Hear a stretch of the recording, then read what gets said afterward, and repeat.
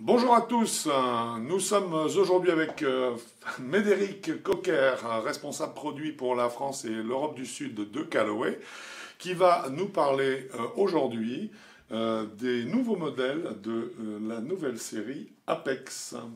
Nous allons commencer, puisque c'est on le verra, une gamme assez riche. Nous allons commencer par un modèle que nous ne connaissions pas jusque-là, qui s'appelle l'Apex DCB. Je te passe le flambeau. Bonjour Franck. Bonjour Médéric, je t'en prie, et je te laisse nous raconter un petit peu tout ça, parce que je crois qu'il y a pas mal de choses à dire là-dessus. Alors, pas mal de choses à dire déjà sur la gamme Apex, qui est un produit aujourd'hui emblématique chez Callaway. Ça fait pas mal d'années et pas mal de générations que ce produit existe. Pour être plus précis, la première fois qu'Apex est sorti, c'était en 1972. Pas chez Callaway, mais chez Ben Hogam, qui a fait partie du groupe il y a quelques années. Et donc l'appellation Apex est restée chez Callaway. Et donc effectivement maintenant, c'est un produit qui fonctionne très bien, qui est attendu, qui est un de nos produits phares, qui a été un peu le produit qui, chez nous, a fait qu'on est rentré dans une optique de durée de vie de produits d'environ 2 ans. En général, avant, on avait parfois des turnovers plus importants.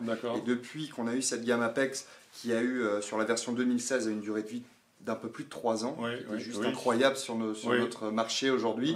Un club de golf restant plus de 1 an et demi, 2 ans, voire 3 ans sur le marché, c'est des choses qu'on ne voit très peu. Et donc Apex a été un des premiers clubs à faire partie justement de ce rythme-là, et on l'a pérennisé sur l'intégralité de nos produits. Voilà, donc ça c'est le premier point sur Apex, un produit qui est souvent fort attendu. Ça a été un peu révolutionnaire tout simplement parce que c'était les premiers clubs en acier forgé intégrant une cavité et intégrant de la tolérance. On l'avait auparavant un petit peu sur la gamme Legacy, et petit à petit ce qui se passait sur Legacy a été intégré. C'était une très bonne gamme qui était à la base un produit destiné au marché japonais, asiatique, qui petit à petit arrivé sur le marché européen, qui a eu beaucoup de succès, qui a eu un très fort succès, et donc par la suite qu'on a décliné, qu'on a justement adapté à la gamme Apex, et donc qui est venu depuis maintenant quelques années un produit très important chez nous. Superbe, en tout cas, vraiment super. Et alors donc là, nous avons un modèle spécial qu'on ne connaissait pas, son appellation en particulier, c'est le DCB. Donc ça veut dire D pour deep, profond, large, C pour cavity, et B pour back, deep donc, cavity back, cavité arrière importante. Et donc effectivement, comme tu le disais tout à l'heure, toute la gamme Apex, on part vraiment d'une famille Apex cette année, pour les 2 prochaines années, tout simplement parce qu'on va avoir 5 produits dans cette gamme. La première va être la DCB, ensuite on retrouvera la gamme Apex classique, qu'on a depuis maintenant quelques années. On continuera par l'Apex Pro, qui remplace la gamme Pro qu'on avait également depuis quelques années. On poursuivra sur la TCB, la Tour Cavity Back, qui viendra situer entre la Pro et enfin la gamme MB, la Muscle Back, qui est le fleuron, un très beau produit, très bien travaillé, en acier forgé 100%, et qui est souvent utilisé par la plupart de nos joueurs du tour. Bien sûr. Donc on va avoir une gamme Apex complète, 5 produits, et qu'on pourra venir un petit peu travailler et associer comme on le souhaitera. On pourra faire des combinaisons, ce qu'on appelle souvent des combos, et donc venir, en fonction de la typologie de jeu et de ce qu'on recherche, venir faire des combinaisons entre la DCB, l'Apex standard, ou la Pro, l'Apex standard et de la DCB sur les longs fers par exemple, et donc venir un petit peu s'amuser et trouver vraiment le mix parfait dans toute cette famille Apex. Formidable. Écoute, on a donc hâte de les tester. Les particularités de ce DCB au niveau architecturel, on l'a dit tout à l'heure, c'est déjà donc un cavity back important. Exactement. Forcément, qui dit club tolérant, on va jouer naturellement sur une semelle un tout petit peu plus large. Bien sûr. Ça c'est important, point de contact plus important. Une face de club, effectivement, un tout petit peu plus allongée. Normal. C'est toujours dans la philosophie, en fait, de... apporter de la tolérance. Absolument. Voilà. Donc, dans la philosophie de la clientèle cible, entre guillemets. Oui, c'est une zone de contact plus importante. Forcément, si on est excentre, on va se retrouver, grâce aux technologies qu'on verra après, à apporter davantage de tolérance. Autre point, la top line, qui est forcément un tout petit peu plus large pour apporter un confort visuel plus important. Et puis une harmonie dans les formes. Exactement.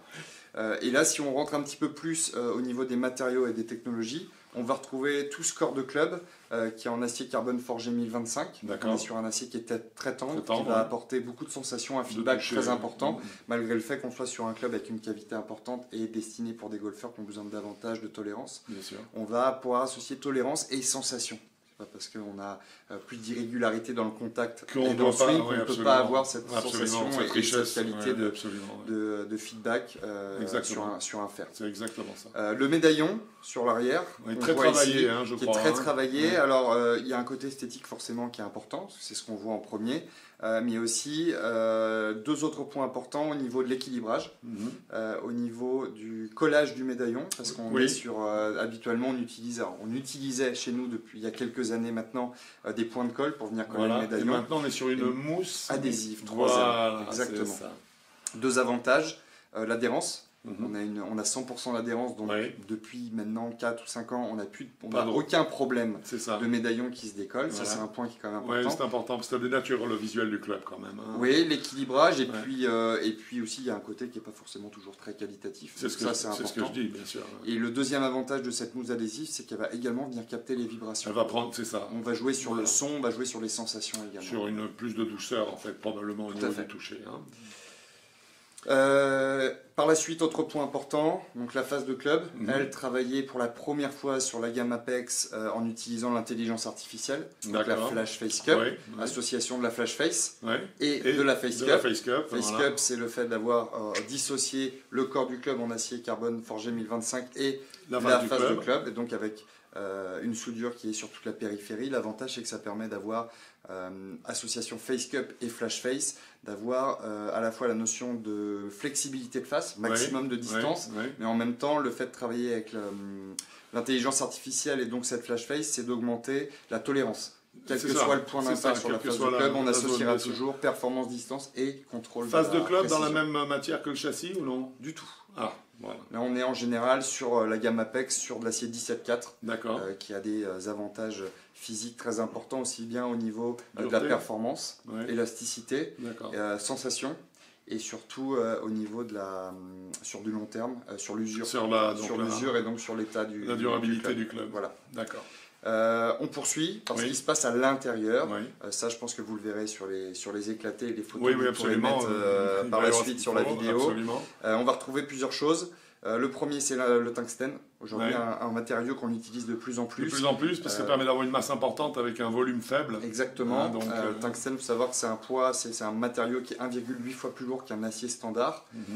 Et surtout, la manière dont on le travaille avec le mime, donc c'est un moulage, ça nous permet d'avoir une meilleure densité et surtout une plus grande précision sur notre positionnement et sur la forme de ce poids tungstène. Alors, pour la petite culture, tungstène en suédois signifie pierre lourde. D'accord. Voilà. Super. Content je ne savais pas du tout, donc content de l'apprendre, et donc effectivement il y a une vraie signification. Il y a une signification parce que c'était très très lourd en fait. Et donc ce tungstène va être réparti de manière un petit peu étonnante, et c'est la première fois qu'on va le positionner comme ça, c'est qu'il va être positionné différemment en fonction du club. C'est-à-dire que le poids tungstène ne sera pas le même en termes de positionnement ni en termes de poids à l'intérieur du club. Il sera plus ou moins lourd en fonction du loft, et passer plus ou moins bas ou de manière horizontale en fonction également du loft. Bien sûr. Je comprends parfaitement ça. C'est-à-dire qu'en fait, vous anticipez déjà les fautes de contact les plus probables qui vont se produire avec un type de loft plutôt qu'un autre. Exactement. En fait, ça vient vraiment s'associer à ce qu'on peut mettre en avant avec la Flash Face. Quand on parle effectivement une face fabriquée par loft pour permettre de répondre vraiment à des spécificités d'angle de décollage et de performance de vitesse bien spécifiques.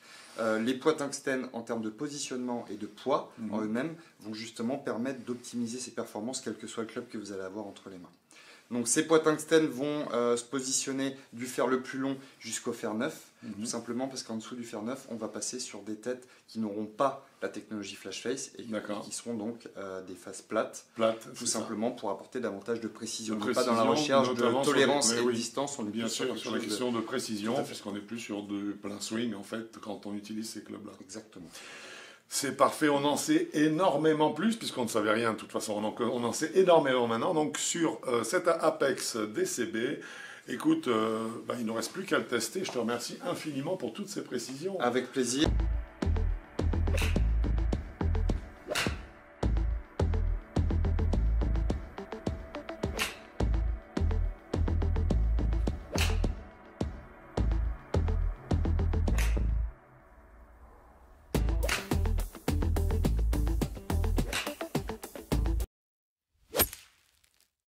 Eh bien donc, un Apex DCB, alors je ne sais pas toi, moi, que je trouve magnifique. Ah, il est superbe. Hein, je trouve, mais ça, bon, bah, chacun son point de vue, donc on va peut-être vous laisser juger, hein, en fait, de ce que vous en pensez.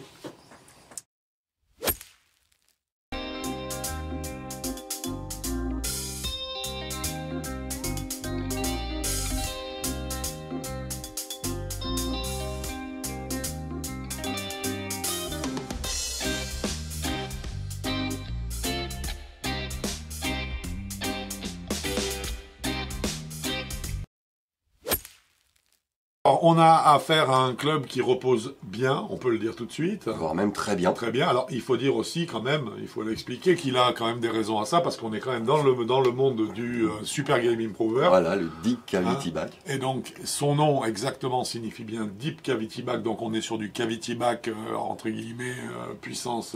puissance norme grande. Voilà.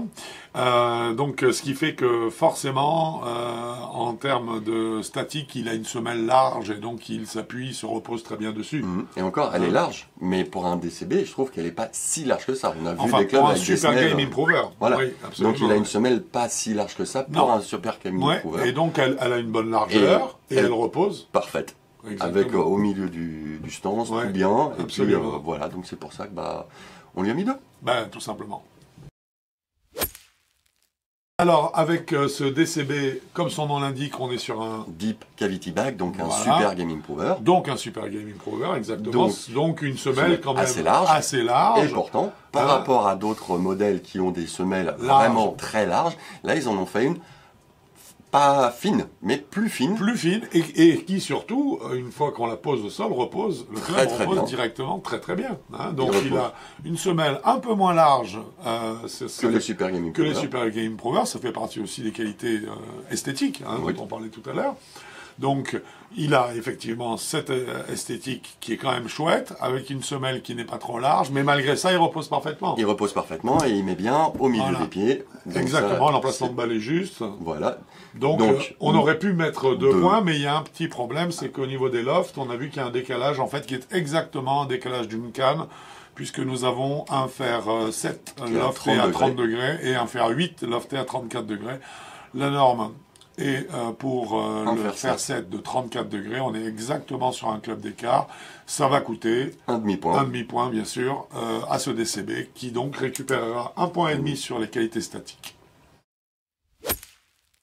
Stabilité du club dans l'espace, qu'on résume généralement, bien sûr, par le calcul du moment d'inertie. Voilà. Hein. Comment tu l'as trouvé, là? J'ai trouvé cette canne hyper stable. Voilà. J'ai été très impressionné, agréablement impressionné d'ailleurs, parce que, bon, s'y attendait un petit peu, ça reste quand même une grosse marque. C'est ce qu'on attend d'un Super Game Improver. Voilà, d'une grande stabilité. Donc là, j'avoue, j'ai pas été surpris du tout.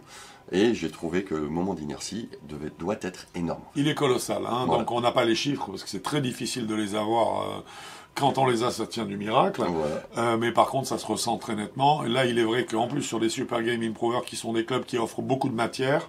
Surtout en périphérie. Voilà, donc on a beaucoup de masse, on a de la masse qui est très répartie, donc forcément, on a une augmentation du moment d'inertie très facile. Et là, c'est tout à fait réussi. Donc sur ce chapitre de la stabilité du club dans l'espace, nous lui avons attribué 2 points. 2 points. Stock option. Stock option, ça on aime bien, parce que ça veut dire quand même qu'on a du choix. Du choix, et que donc chacun risque de trouver exactement ce qui lui convient. Alors on va commencer par les shafts. Alors là, il y a pléthore. Il y en a 10, 12 avec des poids. Après, dans chaque shaft, il y a différents poids, différents kicks. Alors... On a une offre suffisante, disons, pour couvrir toutes les morphologies et toutes les vitesses, et également toutes les spécificités de hauteur de balle recherchée par le placement des points de flexion sur les shafts. Voilà. Donc on a une offre ultra complète en shaft, donc sur laquelle on met 1,5 point, c'est ce qu'on attribue. Voilà. D'une façon générale, quand on est sur des modèles qui nous font ce genre de proposition pour les shafts. Pour les grips, par contre, on est sur une autre limonade, puisque là... Il n'y en a plus qu'un. Voilà, il n'y a qu'un seul grip, donc ça, il n'y a aucun doute. Ça va coûter 1,5 point à Callaway, parce qu'un grip, non, c'est pas suffisant. Est-ce que c'est un grip est-ce que tout le monde joue des grips lisses? Est-ce que une partie des joueurs n'aiment pas les grips cordés? Les half cordes, les full cordes? Est-ce qu'on aime les wraps, les enroulés, ou les doux, ou les durs? Donc non, parce que ça veut dire qu'en fait, vous aurez probablement à rajouter un petit quelque chose pour avoir le grip réellement qui vous convient. Donc 1,5 dans ce chapitre-là. Voilà. On va bien sûr là aborder un domaine qui est très intéressant et très important, hein, notamment dans je dirais dans ce domaine du Super Game Improver, c'est celui de la puissance. Voilà, donc du Smash Factor. Et exactement, hein, donc bien sûr le Smash Factor en fait partie. Smash Factor, on est arrivé à 1,35. On n'a pas réussi à le faire monter plus. Hein, on l'a fait monter vite. Mais par contre, on l'a fait monter vite et il y est resté constamment. C'est un moment, c'était après un petit moment de chauffe, c'était du 1,35, 1,35, 1,35, 1,35. Donc il était une constance à ce niveau-là qui était très rassurante et c'était très agréable. En termes de puissance pure, on s'est retrouvé sur quelque chose de relativement normal, de standard. Voilà. Hein. Donc ce qui fait que tout simplement, on ne peut pas attribuer plus que la norme, donc un point sur les deux possibles dans ce chapitre. Avec quand même, moi, une petite précision que je voudrais apporter. Je ne sais pas ce que tu en penses. J'ai trouvé que justement parce qu'on est dans la gamme des Super Game Improver, je pensais que le Smash Factor pouvait monter. Oui. Parce qu'on le voit quand même cette année sur pas mal de clubs ou de fer, hein, je parle. Oui, de fer, de série de fer. Oui, ou le qui fer font 7, exploser le Smash Factor. Alors on sait que Saint-Andrews est en train de légiférer là-dessus, mais enfin bon. On verra. On verra, hein, voilà, exactement. Mais bon, entre guillemets, le Smash Factor, ça m'a étonné que sur un club de cette catégorie, qui ne monte pas plus, qu'on soit bloqué là, bloqué là. C'était juste quelque chose qu'il fallait, je pense, souligner. Hein. Voilà. On est donc dans un domaine où la tolérance, puisque nous allons parler de ça maintenant, est reine. C'est exactement ça. Qu'est-ce que tu en as pensé à ce niveau-là? Eh ben, j'ai trouvé très tolérant en fait. J'ai trouvé qu'il y avait peu d'effets latéraux, qu'il y avait une excellente tolérance dans les trajectoires de balles globales, une excellente tolérance à l'impact. C'était un peu un club hyper tolérant globalement. Oui. Donc j'ai trouvé ça très agréable pour un deep cavity back. Disons qu'au niveau de tolérance, quelque part, il fait vraiment ce qu'on attend de lui.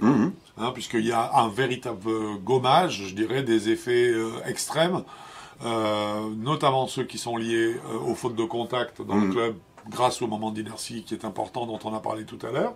Hein. Mais donc, effectivement, je crois qu'à ce niveau-là, il fait totalement ce qu'on attend de lui. Quoi, hein. Voilà, c'est pour ça qu'on lui a mis sur les 2 points. On lui a donc donné les 2 points possibles. Trajectoire de balle, qu'est-ce qu'il nous dit ce DCB Apex DCB de chez Callaway? Il fait des trajectoires absolument convenables, faciles, ça décolle bien. On l'a dit tout à l'heure, s'il y a un peu de gommage latéral, facile. Les trajectoires pour moi sont vraiment, on va dire, un peu monotones. Alors déjà, si on les décrit, forcément, on est sur des trajectoires qui sont très hautes. Hein, donc là, il remplit son rôle. On sent bien qu'il y a de la masse qui se place en bas de club beaucoup. Et en arrière, donc ça crée beaucoup d'élévation. Le deep cavity, c'est pour ça. Hein, c'est pour créer un maximum de décalage entre la masse, justement, du bourrelet périphérique vers l'arrière pour favoriser l'élévation. Donc à ce niveau-là, ça, il le fait complètement. Mais la trajectoire de balle qui en ressort est une trajectoire, même si la prise de balle est facile, c'est une trajectoire très courbe.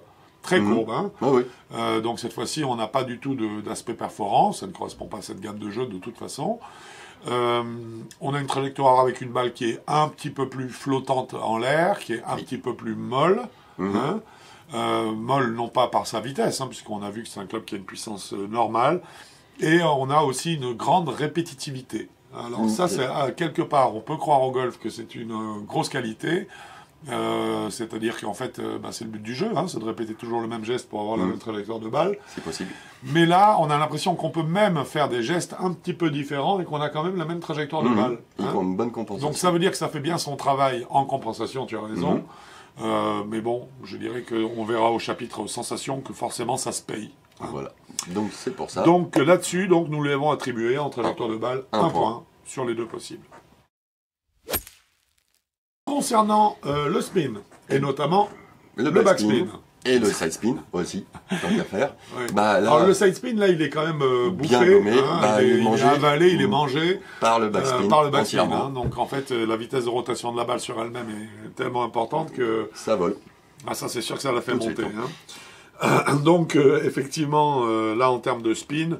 Il y en a beaucoup d'effets, c'est un petit peu plus, je dirais, que la moyenne. Donc on a décidé de lui attribuer 1,5 point. Oui. Sur les 2 possibles, bien sûr. Alors nous allons parler maintenant d'un retour d'information également appelé le feedback. Et je vais te demander, qu'est-ce que tu en penses? Eh ben, j'en pense que le feedback était très moyen, parce que je ne savais pas où je tapais la balle dans la face de club.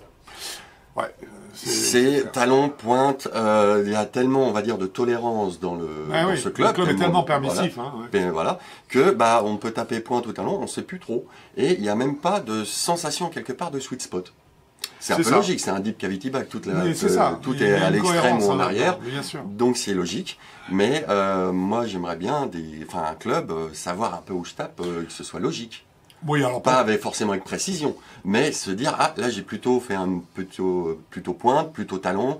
Il n'y a que le top en fait qui m'a parlé, on va dire. Alors je te rejoins dans l'idée où effectivement on est sur un gommage des sensations ou une aspiration, voilà, des sensations à l'impact qui ont tendance à un petit peu trop, je dirais, faire que quelle que soit la zone d'impact dans le club, on a l'impression d'avoir un petit peu toujours le même type d'informations qui remontent. Il faut bien comprendre que ce sont des clubs qui sont faits, même s'ils s'appellent Apex, c'est la grande surprise de cette année avec Callaway, parce qu'Apex, normalement, c'est les clubs c'est le plus haut de gamme de chez Callaway pour les faire. Là, ils ont décliné la gamme différemment. On a une gamme qui, cette fois-ci, là, pour le DCB, est une gamme pour les joueurs qui ont des problèmes de réussite de coup basique sur... manque de régularité. Manque de régularité, manque de hauteur, ou trop d'effets, etc., etc. Il est évident que la technologie, pour arriver à rendre ces clubs efficaces, est une technologie qui absorbe énormément de vibrations, et donc du coup on se retrouve avec des clubs qui nous parlent beaucoup moins que des clubs plus traditionnels, on va dire. Tout à fait. Et là où je te rejoins pour en terminer, c'est que là, avec ce DCB, on aurait quand même voulu un minimum de toucher, voilà, de richesse dans les touchés pour pouvoir les identifier, un minimum, et là c'est vrai qu'on ne l'a pas retrouvé. Donc, ce qui nous amène bien sûr à lui donner en fait un point, donc le classer, je dirais, dans la moyenne en fait de ce qu'on peut retrouver sur ce type de club. Nous en sommes déjà au dernier chapitre de la notation, à savoir nos sensations. Alors, vas-y, je te laisse ouvrir le bal. Eh ben, j'ai trouvé des sensations pas bizarres, mais en fait, elles sont toutes étouffées. C'est, tu joues un club facile. Tu tapes dans la balle n'importe où, c'est facile, presque. Mais il n'y a aucune pédagogie, il n'y a aucun ressenti dans ce club-là qui pourrait amener à une éventuelle amélioration, soit à la fois au toucher, soit à la fois dans le rythme, ou se dire, ta position la position à l'adresse, ou quelque chose. Donc il arrange tellement bien les choses au départ que c'est pas mal, mais c'est presque comme si on lui avait retiré un peu d'âme. Ouais, c'est ça. Donc, et là-dessus, là encore, je te rejoins, parce que c'est ça. Moi, ce que je lui reproche le plus, c'est qu'en fait, surtout avec Callaway, je m'attendais à ce qu'on ait un petit peu plus quand même d'informations. Le club reste très facile à jouer, c'est évident. Son efficacité ne peut pas être remise en cause non plus. Par rapport à la gamme visée. Il est vraiment plein dedans. Il fait totalement le job. Là, il est vraiment plein dedans. Mais par contre, il y a effectivement une pauvreté de sensations, je trouve, qui amène à une répétition, j'en parlais tout à l'heure, une répétitivité qui, quelque part, peut, à mon avis, devenir lassante. En fait, au bout d'un moment. Fort de tout ça, on lui a attribué un point sur les deux possibles. Eh bien, écoute, si on sait encore compter, ça nous fait combien, ça Ça nous fait 14,5 sur 20. Ah ben, on sait encore compter, parce que je crois que c'est ça. Je crois aussi. Donc, 14,5 pour ce Apex DCB. On va définir une petite gamme aussi de joueurs. Elle est un peu large, d'ailleurs, parce que oui, j'ai dit petite gamme, erreur, elle n'est pas petite. Bah oui. Pour nous, elle est de 24 à non classés. C'est exactement ça. Exactement ça. Voilà. Alors effectivement, c'est large. C'est assez large. C'est un club qu'on peut jouer dès le début du golf. Dès qu'on commence à taper ses premières balles, c'est un club qui convient très bien, en fait. Et au niveau des prix, alors, au niveau des prix, oui. Avec les stock shaft en acier, ils sont à 200 € le club. Oui. Et en carbone, stock shaft carbone, ils sont à 214 €. Voilà. Là encore, c'est très bien, raisonnable. 14 € d'écart entre le carbone et l'acier, c'est tout à fait acceptable. Très bien, mais mon cher Quentin, d'abord, je te remercie. Ensuite, quant à vous, si vous avez besoin, chers amis avigolfeurs, si vous avez besoin de plus d'infos sur ce produit, vous allez consulter sa fiche, bien sûr, qui se trouve sur le site avigolf.com. N'hésitez pas à nous envoyer, si vous voulez plus d'informations ou qu'on vous aide à choisir des clubs, nous envoyer la fiche technique Avigolfeur, qui se trouve en pied de page du même site, d'ailleurs. Oui. Exactement, voilà. Absolument. Et à laquelle vous pouvez joindre également une petite vidéo, par exemple, prise avec un smartphone de votre swing, ce qui nous permettra de probablement taper juste quand on vous conseillera. Là, oui, vas-y, je t'en prie, continue. Si cette vidéo vous a plu, n'hésitez pas à mettre un petit pouce. Voilà. Là, on en met 4 d'un seul coup. Hein. Oui, c'est bien. Mettez-en 4 aussi. C'est très bien. Voilà. Et sinon, de vous abonner. Ah bah oui, il y a l'abonnement qui est ici. C'est là, exact. Voilà. De vous abonner, et puis voilà. Et puis, je crois qu'on arrive au bout. Mais moi aussi, mon cher Quentin, ce fut un plaisir. Plaisir partagé. On se retrouvera bientôt maintenant, je le sens, sur un parcours de golf. Ou sur avigolf.com. Sinon, sur avigolf.com, toujours avec plaisir. Bon golf à vous. Au revoir.